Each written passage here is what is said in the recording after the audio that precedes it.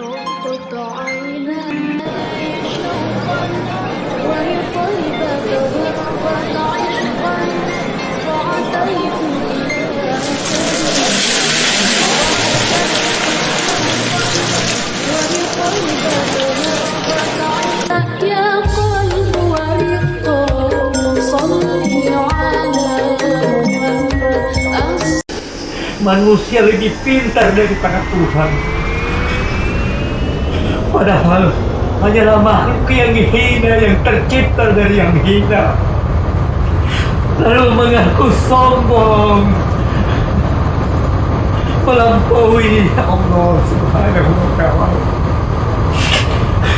Ya Allah, ya Tuhan kami, berikanlah, turunkanlah halaman kedamaian di muka bumimu,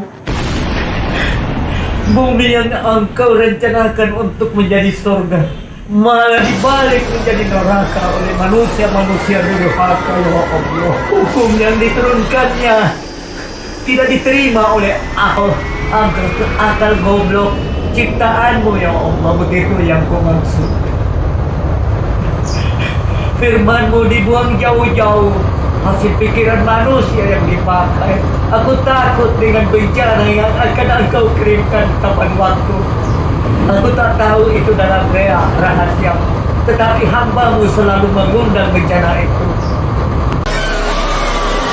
Ini bukanlah Gaza, tapi ini adalah Israel. Ya, kalian tidak salah dengar.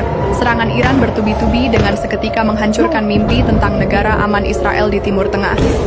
Ribuan warga Israel pun sudah banyak yang meninggalkan wilayah jajahan itu karena merasa tidak aman lagi. Serangan Iran menegaskan Israel hidup dalam realitas kerentanan berlapis, fisik, ekonomi, psikologis, dan strategis. Mimpi negara aman kini digantikan oleh kenyataan baru. Negara siap menghadapi ancaman berkelanjutan, bukan aman dari tiap ancaman. Citra Israel juga telah hancur di mata dunia internasional setelah rezim penjajah itu membantai lebih dari 55.000 warga Palestina di jalur Gaza. Seorang pejabat tinggi Iran menegaskan bahwa Teheran menolak seluruh usulan gencatan senjata dari pihak manapun, termasuk dari Dewan Keamanan PBB. Dalam pernyataannya kepada sumber utama Selasa 24 Juni waktu setempat, pejabat Iran tersebut menuding musuh-musuh negaranya hanya menyodorkan janji-janji damai penuh tipu daya, sehingga diklaimnya bahwa Iran tidak menerima usulan gencatan senjata dan tidak melihat alasan untuk itu. Iran disebutnya akan terus melakukan perlawanan militer hingga tercapai perdamaian abadi, bukan sekedar kesepakatan palsu di atas kertas. Mengklaim bahwa musuh telah melancarkan agresi langsung, maka Iran hampir mengintensifkan serangan balasannya. Menekankan akan tetap dilakukan dengan tanpa mau mendengarkan kebohongan dari mereka lagi. Iran memperingatkan akan ubah laut menjadi neraka bagi kaum Zionis. Selain itu, Iran juga memperingatkan akan melenyapkan Israel dari muka dunia. Mengutip dari News dan Tasnim pada 28 Maret, peringatan itu diutarakan oleh Laksamana Muda Angkatan Laut Korps Garda Revolusi Islam Ali Reza Tangsiri pada 27 Maret 2025. Tangsiri menyatakan dalam pidatonya bahwa Iran akan mengubah laut menjadi neraka bagi kaum Zionis, serta menekankan bahwa Iran siap melenyapkan Israel dari muka dunia. Iran kembali meluncurkan gelombang serang militer paling signifikan yang pernah diarahkan langsung ke wilayah Israel. Lebih dari 200 proyektil terdiri dari rudal balistik dan drone bersenjata menghantam berbagai titik strategis di dalam negeri Israel. Sistem radar Israel mencatat peluncuran lebih dari 120 rudal balistik dan sekitar 70 drone tempur dari wilayah Iran dan dari arah Laut Kaspia. Semua diluncurkan hampir bersamaan, bukan acak melainkan dengan sistem terkoordinasi. Inilah pertama kalinya sejak Iron Dome beroperasi, di mana sistem pertahanan Israel terpaksa memilih target secara selektif karena volume ancaman terlalu besar untuk ditangani sekaligus. Ditambah lagi dalam sebuah video yang memperlihatkan bahwa sistem pertahanan udara Iron Dome Israel mengalami malfungsi dan diduga telah diretas. Rudal pencegat yang ditembakkan sistem tersebut justru berbalik menghantam wilayah Israel sendiri. Apakah ini yang disebut kegagalan kritis dalam infrastruktur pertahanan atau senjata makan tuan? Serangan bertubi-tubi rudal Iran ke Israel porak-porandakan infrastruktur strategis Israel di Tel Aviv. Perdana Menteri Israel Benjamin Netanyahu mengatakan bahwa negaranya jadi korban kebrutalan rudal Iran. Israel menyelang lebih dulu, lalu merasa menjadi korban belakangan. Apakah ini taktik Israel mencari simpati dunia? Apakah Tak ada kata berhenti untuk serang Israel. Seruan gencatan senjata yang hanya drama Amerika tak masuk ke kuping pemimpin Iran. Apalagi setelah Israel masih saja menyerang wilayah Iran. Bukannya mundur, Iran justru makin menggila. Ribuan rudal hipersonik ini telah diluncurkan ke arah Israel, menghantam kota demi kota, membuat suasana bak kiamat kubro. Langit dipenuhi cahaya ledakan, dan warga Israel panik mencari tempat berlindung. Dunia hanya bisa terpaku menyaksikan bagaimana Iran benar-benar membalas dendam tanpa kompromi.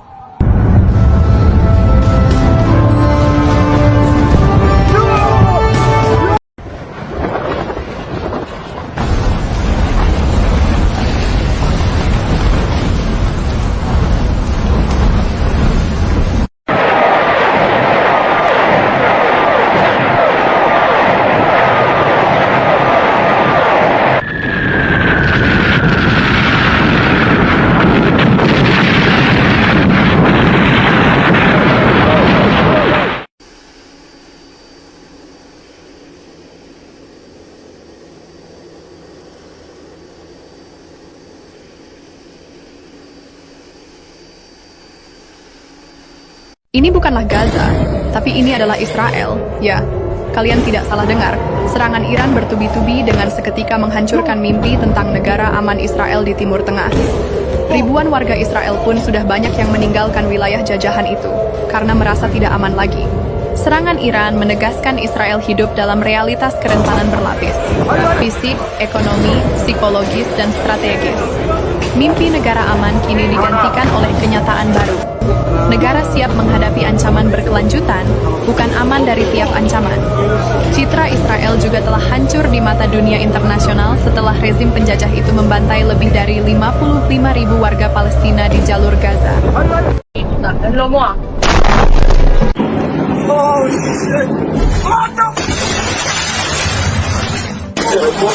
Ini Iran benar-benar gila dan hancurkan kantor Presiden Israel, di mana setelah Israel melanggar perjanjian gencatan senjata dan serang ibu kota Iran, yaitu Teheran. Iran tak tinggal diam dan langsung serang kantor Presiden Israel dan 3 kota di Israel, di mana serangan balasan Iran ke Israel yang hancurkan kantor Presiden Israel yang terletak di lingkungan Talbiyah Yerusalem harus hancur karena serangan balasan rudal Iran. Bahkan, serangan balasan rudal Iran ke Israel menewaskan 7 tentara pengawal dan penjaga Presiden Israel, yaitu Isaac Herzog. Tak hanya itu, Presiden Israel, yaitu Isaac Herzog, mengaku ketakutan karena rudal Iran hancurkan kantor Presiden Israel. Begini, saat serangan balasan rudal Iran hancurkan kantor Presiden Israel dan menewaskan 7 pengawal Presiden Israel. Begini penjelasan lengkapnya. יותר מאשר לקרוא לאחדות בעמנו, אהבת ישראל אמיתית. אני מתכוון להקדיש לכך.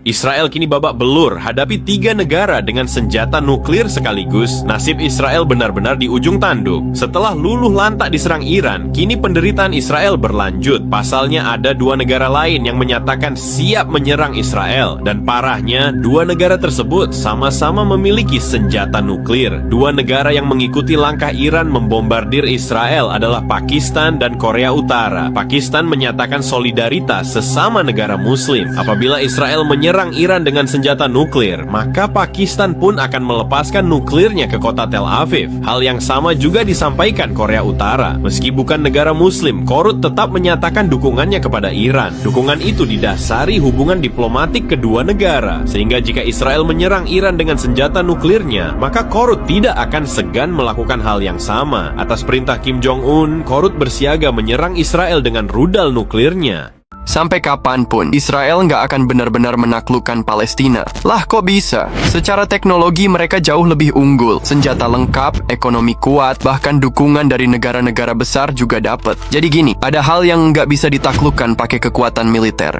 Penjajahan itu nggak bisa bertahan selamanya. Lihat aja sejarah. Semua imperium besar kayak Inggris, Uni Soviet, sampai kolonialisme Belanda, semua akhirnya runtuh. Bukan karena kalah senjata, tapi karena rakyatnya nggak berhenti melawan. Dan Palestina udah 70 tahun lebih tetap berdiri. Walau terus ditekan, semangat perlawanan mereka malah makin kuat. Itu namanya daya tahan sosial, dan itu kekuatan yang jarang bisa dikalahkan. Terus diperkuat dengan ini, salah satu tempat di Palestina yaitu Baitul Maqdis akan menjadi tempat penting dalam skenario akhir zaman. Di situ nanti Nabi Isa turun, Imam Mahdi muncul, Dajjal dikalahkan. Jadi meskipun hari ini kelihatan kalah, tapi baik secara sejarah, logika maupun keyakinan, Palestina nggak akan pernah benar-benar hilang.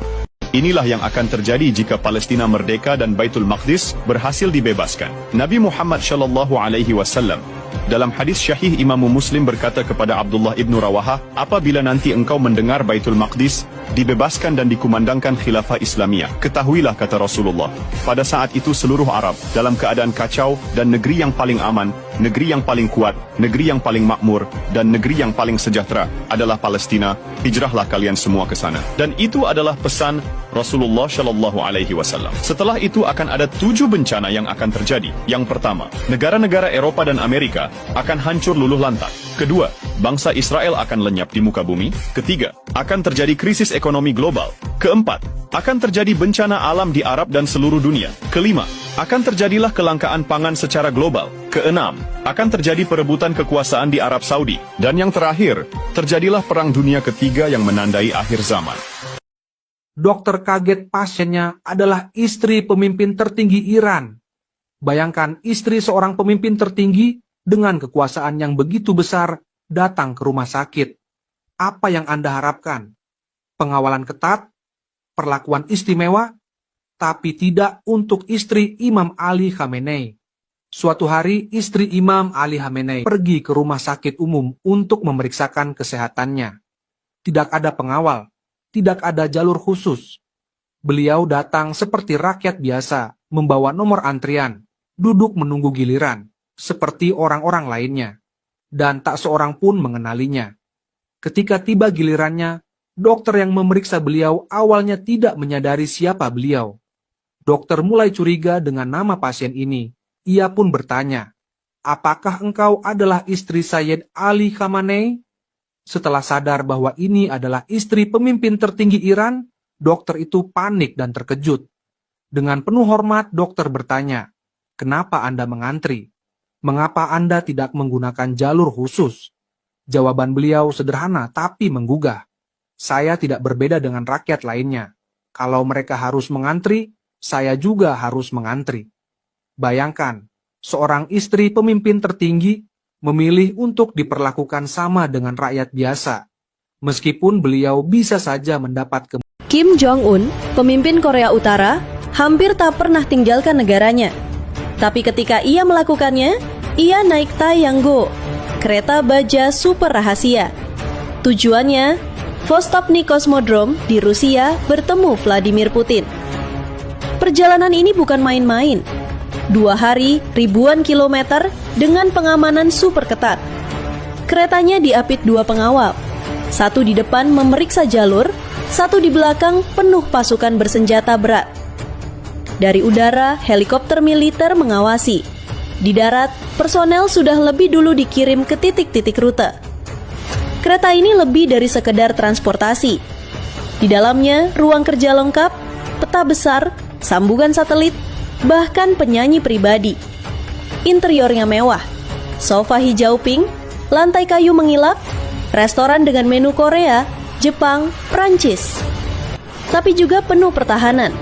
Jendela anti peluru, dinding tahan ledakan, rudal anti pesawat, senapan mesin, bahkan helikopter darurat. Karena bobot dan perlindungan ekstrim, kecepatan maksimalnya cuma 60 km per jam. Setiap stasiun yang dilewati dimatikan aliran listriknya. Di Korea Utara, ada 20 stasiun yang dibangun khusus untuk kereta ini. Kebenaran mulai terkuak. Di balik hujan rudal Iran ke jantung Israel, ada bayangan kekuatan timur jauh yang turut bermain, Korea Utara. Iran melancarkan serangan terbesarnya, menggunakan rudal balistik berat seperti Fatah dan Emad, dengan jangkauan hingga 1.700 km dan hulu ledak seberat 750 kg. Sistem pertahanan udara Israel, termasuk Iron Dome, mulai kewalahan, stok rudal pencegat menipis, bahkan sistem pertahanan roket ringan terpaksa digunakan menghadapi rudal berat.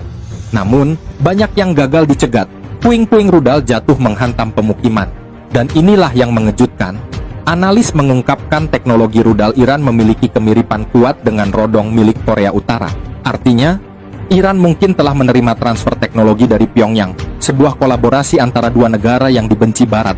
Korea Utara mungkin tak muncul di berita utama, tapi dari balik bayangan, mereka membantu Iran menembus langit Israel. Ini bukan lagi sekedar konflik Timur Tengah, namun babak baru dalam pertarungan Blok Timur versus Barat. Pakistan dikabarkan akan melancarkan serangan dengan senjata nuklir ke Israel jika Tel Aviv nekat menyerang Iran juga dengan senjata nuklir. Hal itu disampaikan pejabat senior Korps Garda Revolusi Iran Jenderal Mohsen Rezai. Melansir laman cnnindonesia.com, Pakistan telah menyatakan dukungannya terhadap Iran pada Sabtu lalu. Pakistan juga menyerukan negara-negara Muslim untuk bersatu melawan Israel. Dukungan penuh Pakistan itu disampaikan langsung oleh Menteri Pertahanan Hawaja Asif di Majelis Nasional. Tahukah kamu bahwa menyerang Iran lewat darat hampir mustahil? Dalam sejarah, hampir tidak ada kekuatan besar yang berhasil menginvasi Iran, mulai dari bangsa Romawi, Turki, Mongol, Rusia, hingga Arab. Alasan utamanya adalah letak geografis Iran yang sangat sulit ditembus. Pegunungan tinggi seperti Zagros di barat dan Alborz di utara menjadi penghalang alami. Di bagian dalam wilayahnya, terdapat gurun luas seperti Dasht-e Kafir dan Dasht-e Lut yang menciptakan medan yang keras dan berbahaya, sehingga sangat menyulitkan serangan darat. Selama lebih dari 500 tahun, Iran tetap ada di peta dunia dengan batas negara yang nyaris tidak berubah. Banyak kekuatan besar pernah mencoba menguasai Iran, terutama karena posisinya yang sangat strategis. Iran terletak di pertemuan tiga benua, Asia, Eropa, dan Afrika, menjadikannya titik penting dalam perdagangan, penaklukan, dan pengaruh kekuasaan. Menguasai Iran berarti menguasai pintu penghubung antara berbagai kekaisaran. Selain itu, Iran juga dikelilingi oleh 3 perairan penting, Laut Kaspia di utara, Teluk Persia di selatan, dan Teluk Oman di tenggara. Yang paling penting, Iran menguasai salah satu sisi Selat Hormuz, jalur laut sempit yang menjadi titik penting perdagangan energi dunia. Sekitar 20% minyak dan gas dunia melewati selat ini, yang menghubungkan Teluk Persia dengan Laut Arab. Karena itulah, posisi geografis Iran sangat penting bagi keamanan energi dunia.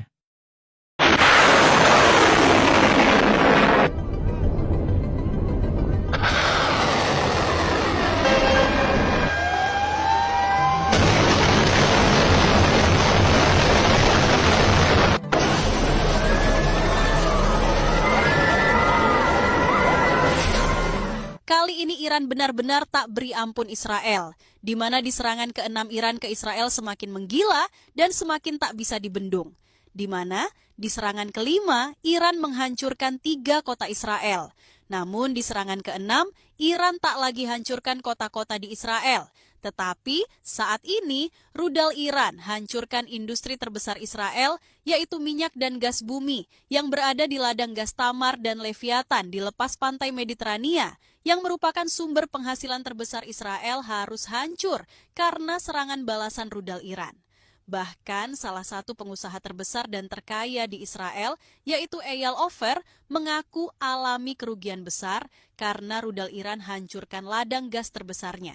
Begini saat rudal terbaik Iran lumpuhkan industri Israel. Warga Amerika turun ke jalan, mereka teriak, kami tak mau mati demi Israel. Demo besar-besaran meledak di Amerika. Rakyat menolak keputusan Presiden Trump yang menyeret AS ke dalam perang melawan Iran demi kepentingan Israel. Padahal secara konstitusi, seorang presiden harus mendapatkan persetujuan Senat sebelum menyatakan perang. Tapi Trump ngeyel. Hal ini juga melanggar pasal 51 Piagam PBB yang melarang agresi tanpa serangan awal. Iran berhak membela diri. Publik AS tak lupa, 4.487 tentara gugur di Irak akibat keputusan gegabah yang mirip. Kini mereka berkata tegas, kami tidak mau peristiwa berdarah itu terulang. Bahkan pemimpin dunia seperti Putin dan Xi Jinping sudah memperingatkan, jika AS terus memprovokasi, konsekuensinya bisa tak terbayangkan. Waduh.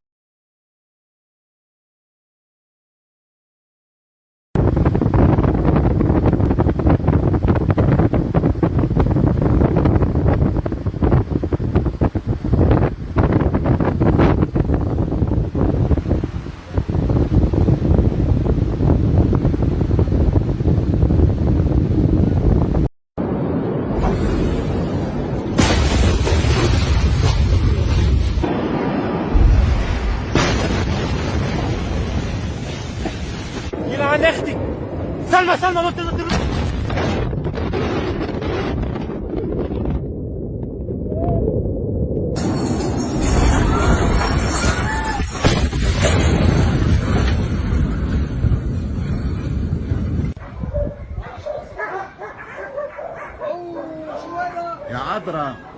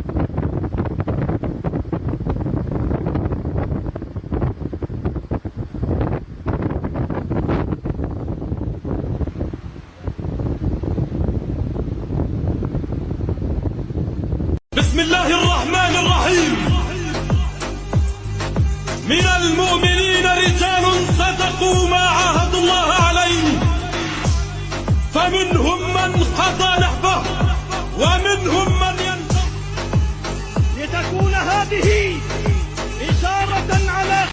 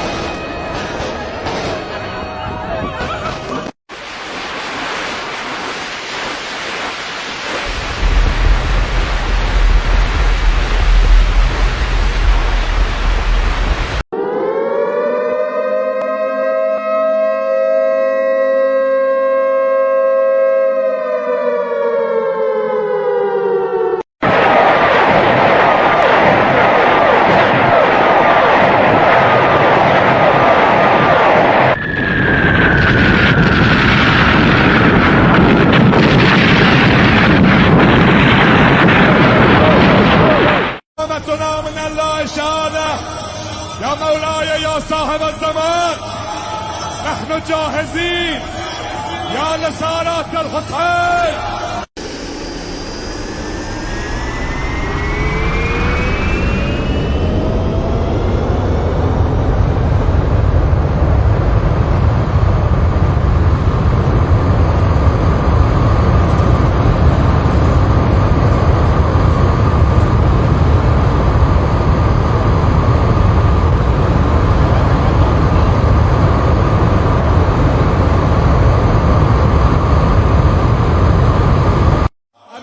تهددني يا ابن الطلقاء فما عرفت ان القتل لنا عاده فكرامتنا من الله شهاده يا مولاي يا صاحب الزمان نحن جاهزين يا لسانات الحسين